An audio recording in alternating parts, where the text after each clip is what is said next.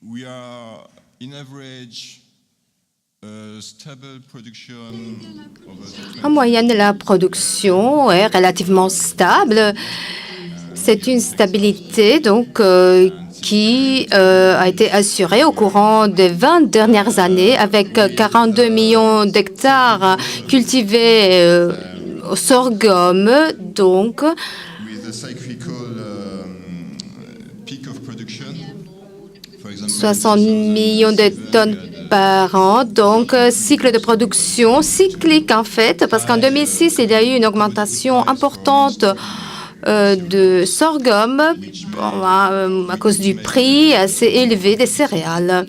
Et donc, les sorghums s'avéraient être plus compétitifs, comme les autres céréales étaient plus coûteux. Donc, même chose en 2014, avec une augmentation de la demande chinoise. Cela a impliqué une augmentation de la production mondiale, notamment aux États-Unis.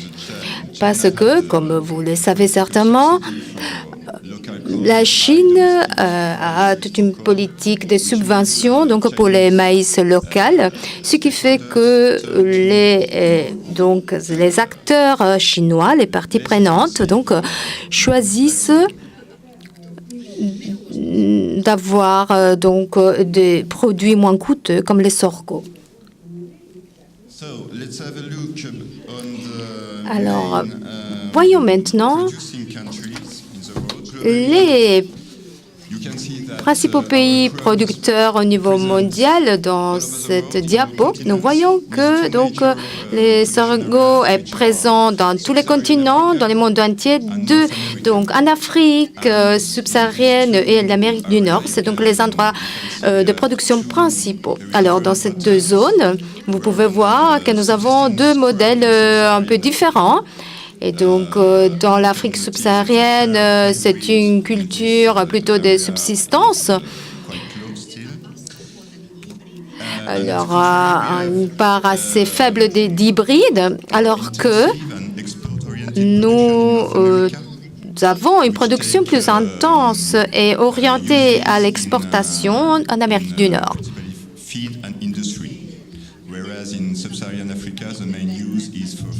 Alors, les sorgho-grains est utilisé pour les aliments du bétail essentiellement, alors que pour l'Afrique subsaharienne, l'utilisation finale est l'alimentation des hommes. Donc, comme je vous ai dit, nous avons environ 60 millions de tonnes produites par an et consommées tous les ans.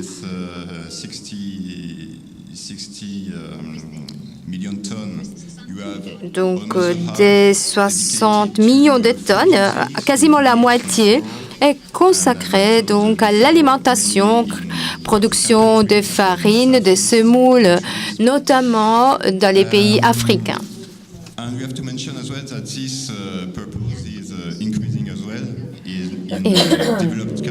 Et cela vaut aussi pour l'Asie du Sud. Alors, une utilisation qui va augmenter de plus en plus dans les pays développés. Ce soir, on aura l'occasion donc de goûter justement des délices donc à base de sorgho. L'autre utilisation principale concernant les aliments du bétail, environ 40-45% de l'utilisation. Cela dépend bien sûr du prix des autres céréales, le maïs, orge, le blé, et ça dépend également des politiques de chaque pays. Les utilisations industrielles représentent environ 10% de l'utilisation globale. Production d'éthanol, production de bière, amidon. Eh bien, voici les utilisations principales, notamment aux États-Unis et en Chine. Voyons maintenant la carte des pays consommateurs de sorgho. Comme vous pouvez voir, donc, il y a des pays qui se basent sur une autosuffisance. Donc, alors pour le sorgho, l'Afrique subsaharienne, l'Inde, le Brésil. Alors qu'il y a d'autres pays qui ont besoin d'importer le sorgho, comme par exemple la Chine, le Mexique, le Japon et l'Union européenne. Il y a certains pays qui exportent énormément, notamment les États-Unis, mais également l'Argentine et l'Australie. So let's have a look further on the Passons evolution maintenant of our trade à l'évolution du commerce mondial du sorgho. 10 last year. Alors, vous pouvez voir qu'au courant des 10 dernières années, A lot of changes in the global il y a eu pas mal de changements en termes de commerce mondial from the single du sorgho. from around 5 On est passé donc au double. On est passé de 5 millions de tonnes à 12 millions en 2014. Et donc, il y a eu vraiment une quantité qui a carrément doublé. Et cela a été déterminé notamment par les changements de la demande chinoise. La Chine donc est devenue l'acheteur principal de sorgho au niveau mondial. Donc, on se pose la question, jusqu'à quand la Chine continuera d'acheter du sorgho?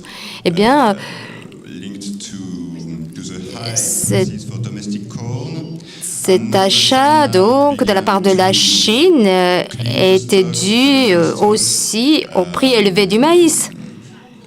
Maintenant, les politiques ont changé, même en termes de subventions, des aides. Et donc, la question à se poser est qu'est-ce qui va arriver en termes de demande chinoise? Alors, est-ce que cette demande changera ou pas?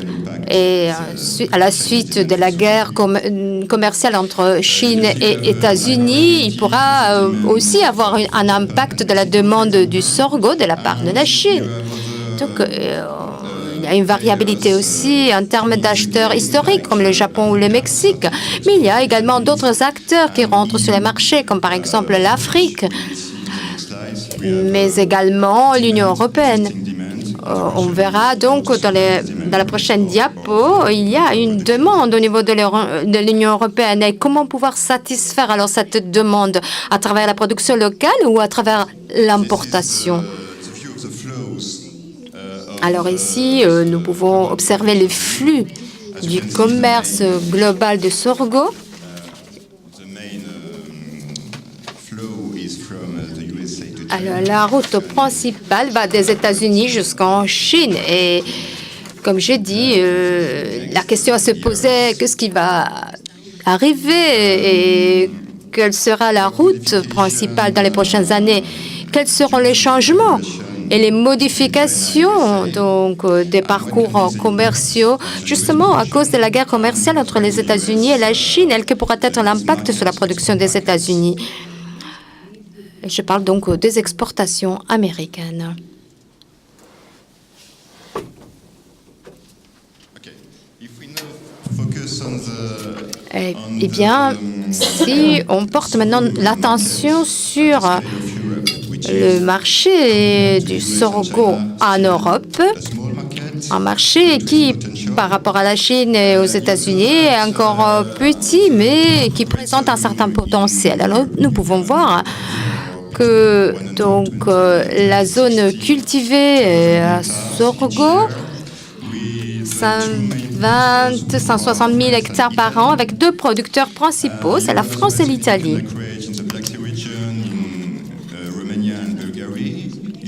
Et il y a une surface cultivée aux alentours de la mer Noire, donc en Roumanie, Bulgarie. Une augmentation de la surface cultivée, là aussi. Et donc,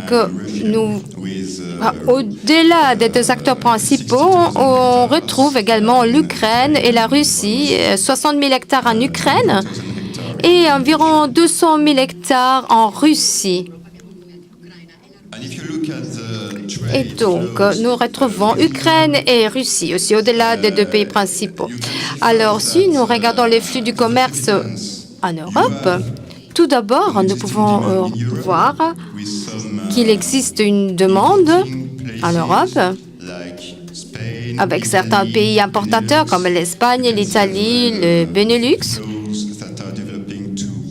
Nous pouvons donc observer le flux vers la Pologne. La France est le premier fournisseur de pays voisinants comme l'Espagne et l'Italie.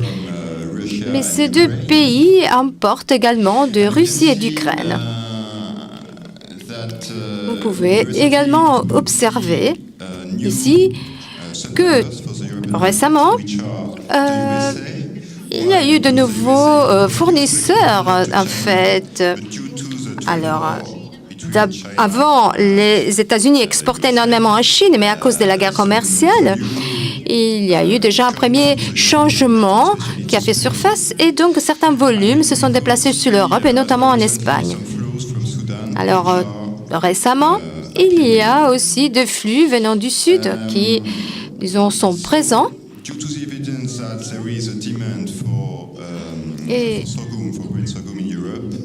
Et il existe une demande de sorgho, effectivement, au sein de l'Union européenne. Et la question qu'on se pose est comment pouvoir satisfaire cette demande avec des importations des États-Unis, d'Ukraine et de Russie, ou alors à travers la production, le développement de la production locale. Voici donc le défi de ce congrès.